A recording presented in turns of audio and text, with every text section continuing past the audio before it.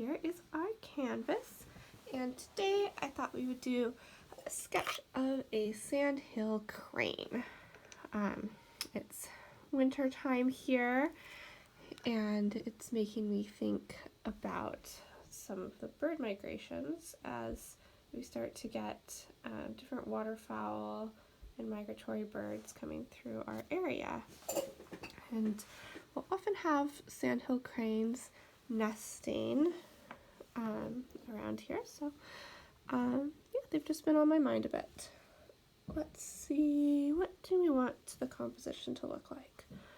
I think instead of doing the whole crane, I think I'm going to focus on the eye, but I want to make sure that I have the whole head.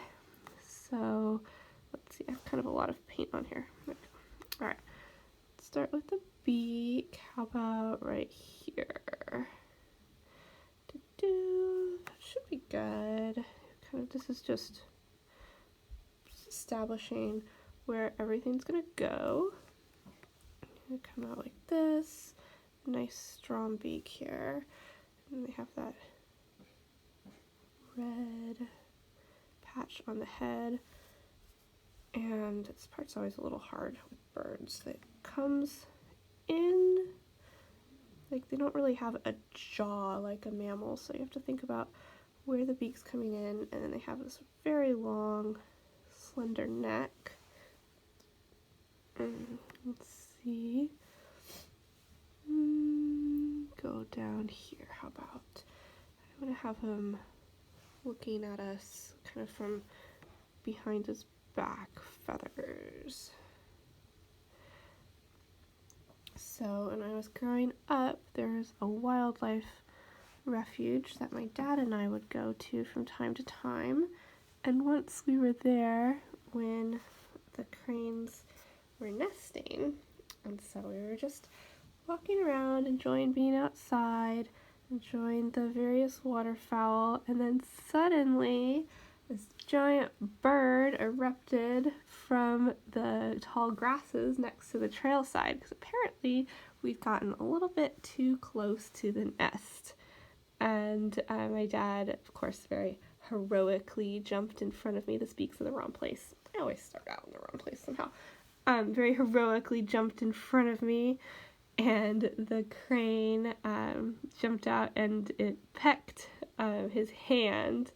So for whatever reason, I found that to be very amusing, and I still find that to be a pretty amusing story. It was very surprising, and he was just very, like, taken aback and off guard by the sudden ferocity from, I mean, like, they're large birds, but, you know, it's still, like, it's not like it's an ostrich or something. It's not, like, gonna win if it really came down to it. So yeah, it was quite funny. So that's something that I do always think about that when I'm looking at sandhill cranes. Yeah, and I still find it amusing. I always think it's funny when people have issues with birds. I know it can be serious. I worked in Alaska, and sometimes during nesting season, the eagles could be aggressive, and they could definitely do some damage. But I mean, somebody I know, they had to get stitches, I think, in their ear from getting dive bombed by an eagle. But, like, they're okay. It's really completely fine. Yeah, so, I don't know, I guess I'm not, like, the most empathetic person when people tell me about their terrifying bird encounters, because I always just think that they're funny. And I know in that case my dad did protect me, but there's still, like, a pretty strong part of myself, so a second, I'm gonna drink some tea, where that I'm just pretty sure that if it came down to it, I could take it. Alright, so here I've just put some lines, trying to decide where I want that to go. I could have, I think that's a good composition. I wish I had room for a little bit more of the back. Maybe if I pull it up a bit, then it'll look more obvious that these are going to be the wings back here. Yeah, they kind of go like that. I'll just emphasize that more later on. Okay, I think that's a good start. The most dramatic and exciting part of the crane is definitely its eye. They have really beautiful orange eyes. They're very striking, especially when they're lit with madness of the attack. So I'm going to start with that. Sometimes I save the eye for myself until the end, kind of as a bit of a treat to bring the painting alive. And then sometimes I jump right into it because I think it's a very fun part to paint. So right now I'm just mixing some color. The orange in the eyes, you know, it's kind of like a cadmium red color, but I seem to have misplaced my cadmium red, so I am just mixing some crimson and some lemon yellow. I'm just gonna do light. That'll be our basis, and we'll come back later on and get it better established. All right, so now that I have that set in, I'm going to get some white. They really have a beautiful understated coloring to their feathers. It's very soft with grays and some light brown, almost some yellow ochre I think I'll put into it. I'm just going to start out with a foundation of a bit of a cream color. Just kind of scrub this in here and see what happens.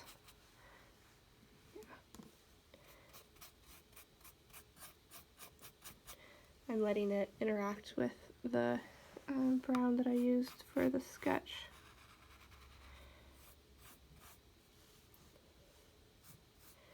It's pretty. You can see how when it interacts with the white, it makes it more opaque. It definitely takes out that canvas. I don't see it quite so much. I have a little bit of crimson in my brown, so that's what's making the pretty purple color. I didn't do that intentionally. It was just left on my brush from last time I was painting.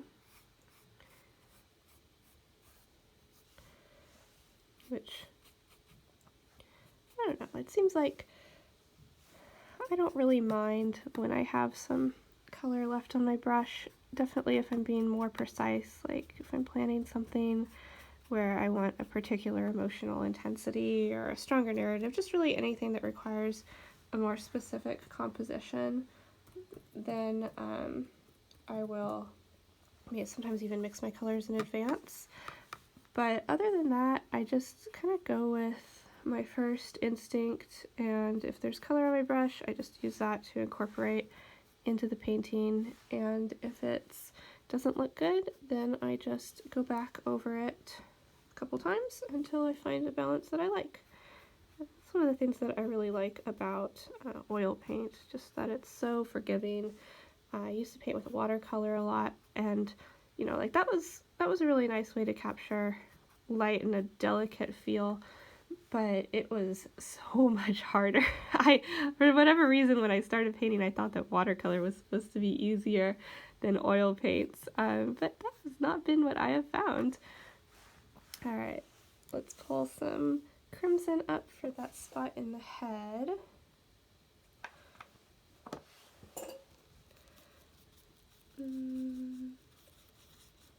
This, I believe, actually isn't feathers on the bird, it's exposed skin. It makes the bright red pattern here. But this isn't really a detailed enough painting that I'm too concerned about texture at the moment. Just want to get the feel for it. Yeah, I think that's a nice area. I kind of am like, I like to have, I think I talked about this in the other one, I like to have like a little bit of the colors in the foreground repeated in the background, so I think I'm going to put some red down here just to hold it for a couple minutes. Alright, let's go through the top up here and give it some more detail, starting at the eyes. Just rounding the eye out. Create the shadow,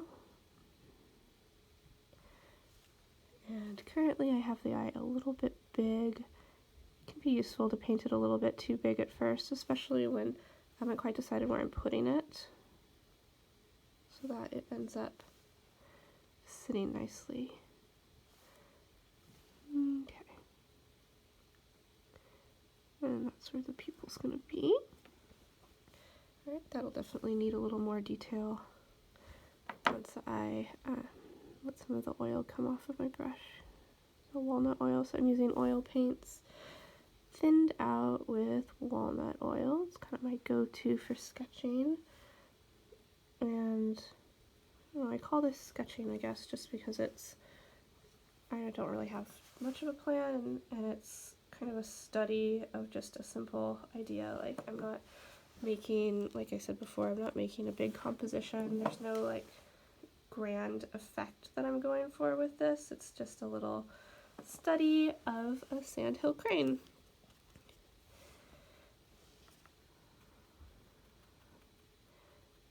Alright.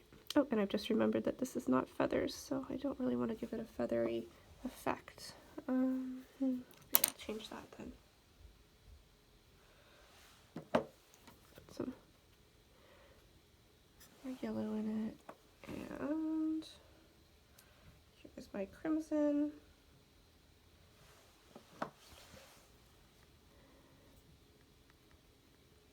Alright, that's going to end up working out nicely. Very good. I'm probably going to go back over that in a little bit and put some pure color into it. Yeah, nice. Alright, so, oops, sorry about that. I knocked my phone over. There we go. Now I'm just going to keep this going and put some feather patterning into the face. See, I still have crimson on my brush, but that's okay. Let me take that off. Like, crimson is I always think of it as a very generous color. Like, once it's incorporated into the painting, it just wants to show up everywhere. See, I've even gotten some of my pinky already, so if I set that down, it will just, basically it feels like it just jumps into the painting. It's a very eager color. Gotten too much oil, so it's a little bit too soft to do good details at the moment.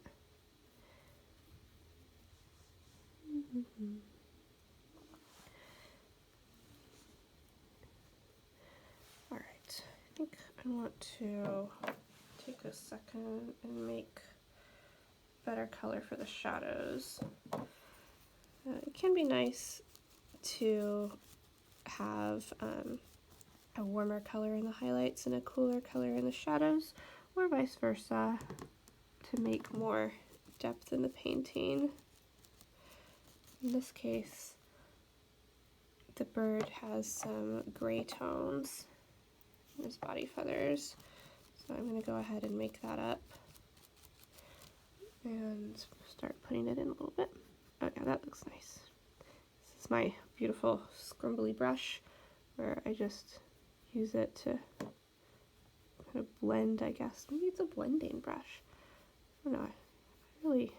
I'm realizing as I try to narrate what I'm doing a bit here that I do not really have the full vocabulary set about painting techniques or compositional techniques or any of that, that I feel like I perhaps ought to make a good video. But I'm sure you can bear with me, and if you know more than I do about it, that is wonderful, and you can put whatever I'm saying into that context that you have. Alright, just some soft wings. Well, they're such pretty birds. And so prone to attack. Vicious. Alright, that's looking nice with the blending. I want to blend out the eye too.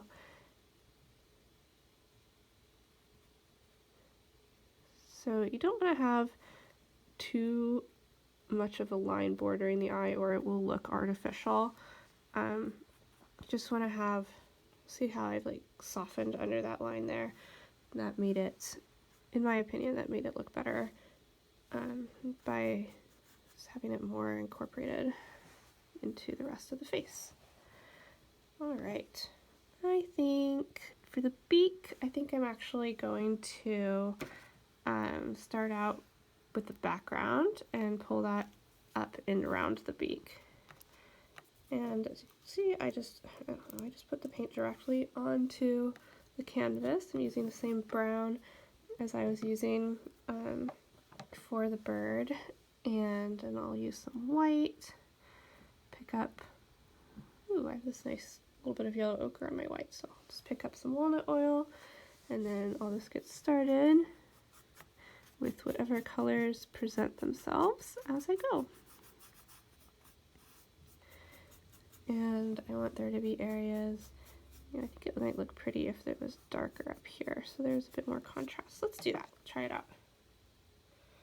It's much easier to go from a darker area to lightening it up, which sounds counterintuitive, and I suppose it is counterintuitive because when you're mixing paint, you need more of the lighter color than you do the darker color, but it just seems like when you start to lighten, when you've put white down onto the canvas already, you'll never kind of get that luminosity back again when you go over with other colors. So I like to start out with the darker color, and then if I need to lighten it, I can add white or whatever other color I want to use to lighten it.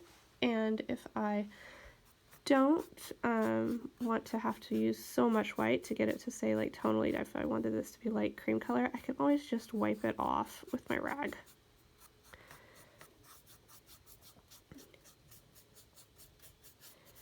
And since I'm using the walnut oil, it's actually not that much paint that I'm using right now.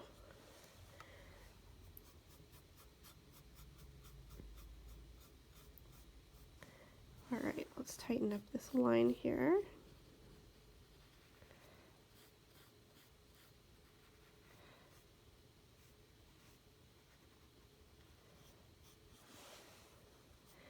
Alright, this is where we're going to have to figure out exactly how we want the beak to look. Comes out. Okay, so it's still a little bit too big. Like I said, I usually start out a little too big and then we'll shrink it.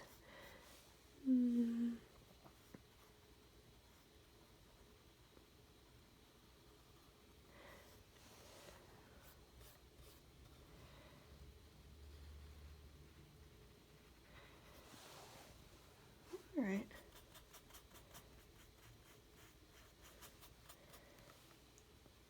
Okay, well that's kind of interesting. Let's start pulling these other colors in to the background, softening it up, and we'll see.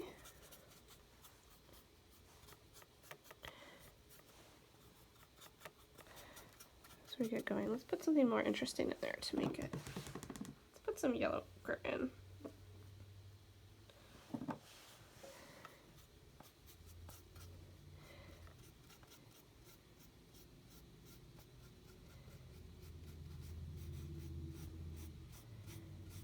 That's nice.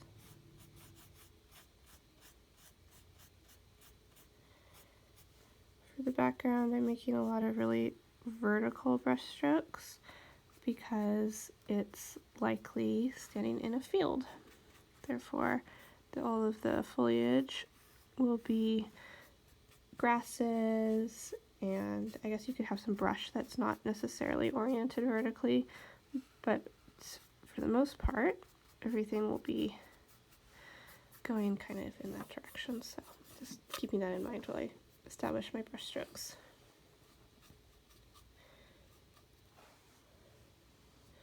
Alright, nice. Getting that in there. Okay, so I do want to have some more interesting highlights. I'm feeling that the background's looking a bit monotonous. So I'm going to pick up some white, and I was interested in the color that I used for the head, so I'm going to make some brighter pink actually. Just doing that over on the side here.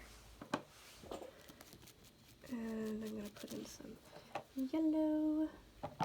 get some more intense orange. Okay, and potentially that color could be perhaps like berries on a bush, maybe rose hips in the background, so I'm just going to do little spots of that. I like that more.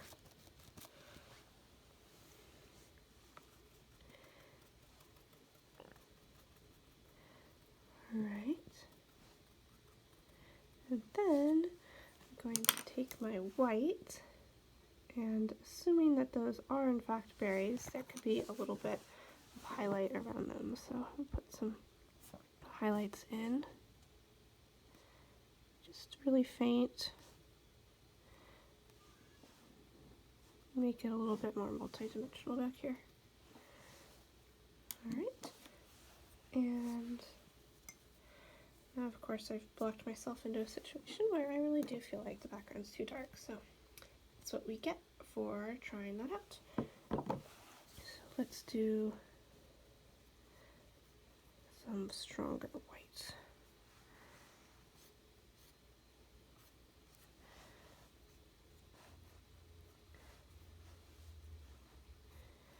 Oh, and perhaps it's a good opportunity for me to show you what I was talking about back here, where I can just use my rag if I feel like it's too dark and wipe away some of my excess paint. And then come, oops, I was using it to prop up, sorry, just a moment.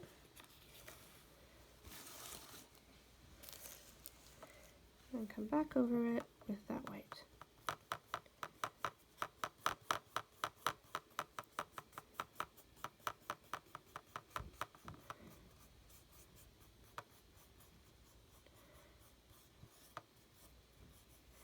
Alright.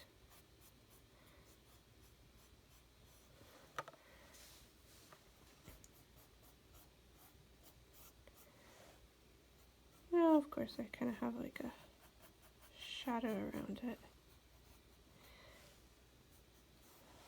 I think I might put some, oh, it's pretty. I think I might put some light blue in and see if that looks good, given the highlight over here. And I kind of have a little bit, once again, I have some yellow ochre, so I'm wanting it to not be such bright blue that it looks like, you know, the sky in summertime. I want more of like a winter, overcast, swampy feel.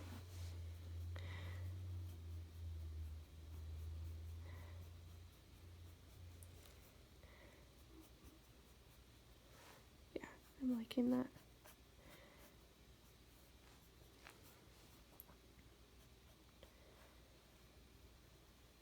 Alright, let us finish up the beak here.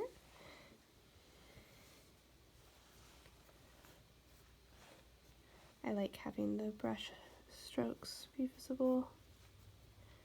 Makes it look interesting.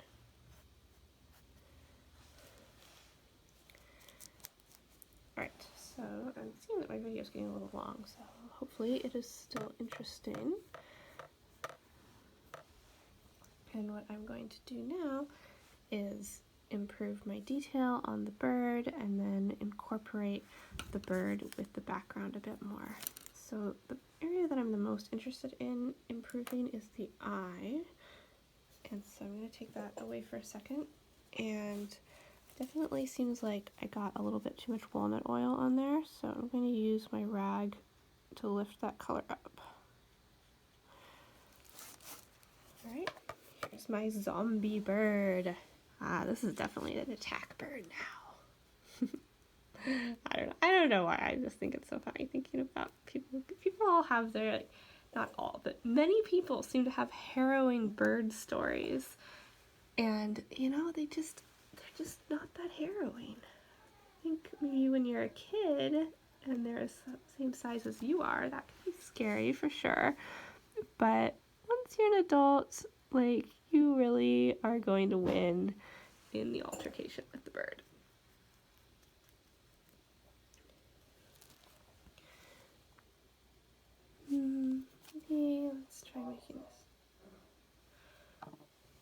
a little bit more yellow.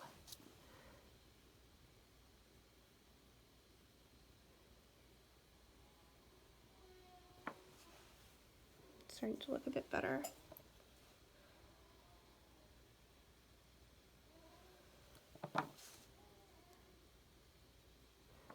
All right. I like that lighter, pure yellow in the underside of the iris there.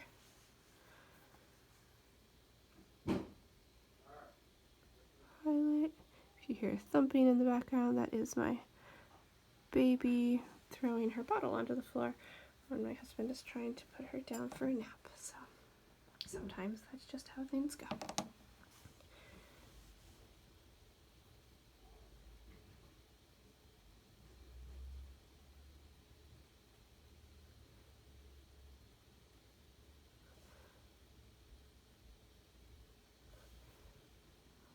Alright, pull the shadow up.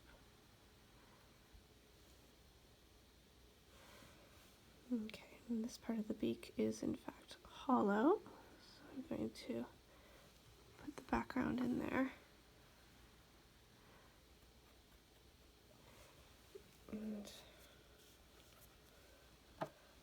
lost the life in the eye again. We have a lot of yellow.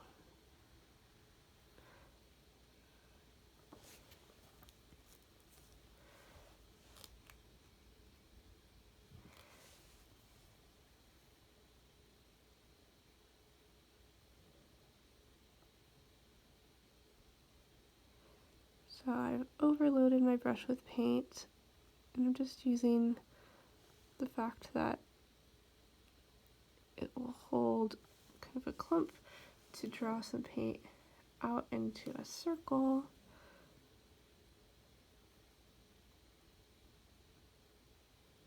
And we'll just see what happens here.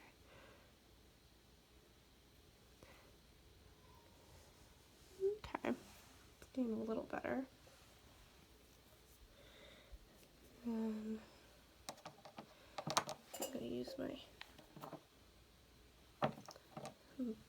blue mixed in with my brown to make a deeper color.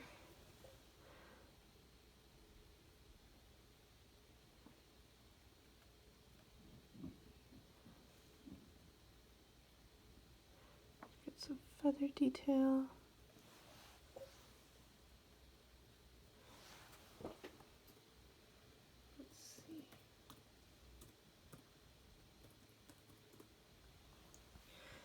Probably do a little bit of a better job on the beak here.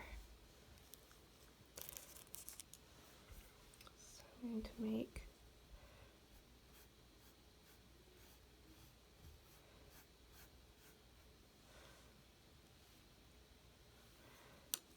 that.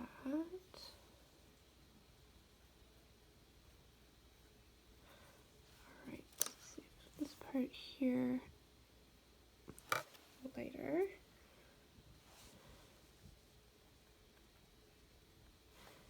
This part here, the feathers actually extend quite a while down. There's the feathers. And then we want to have actually a bright reflective shine along the top rim of the beak. So I don't know, I've just put a bunch of white on my brush again, and I'm going to run it softly along the top part of the beak.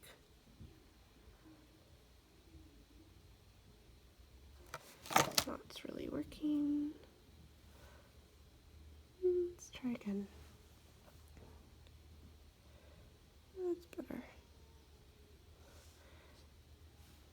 Alright, and I'm also going to have a highlight on the bottom part of the beak too. And once again, I've kind of lost my shadow, so I think I'm going to start that again. There we go. This is going to be better. Alright, so we have some darkness on the tip of the beak, and then it's going to reach up into the main section.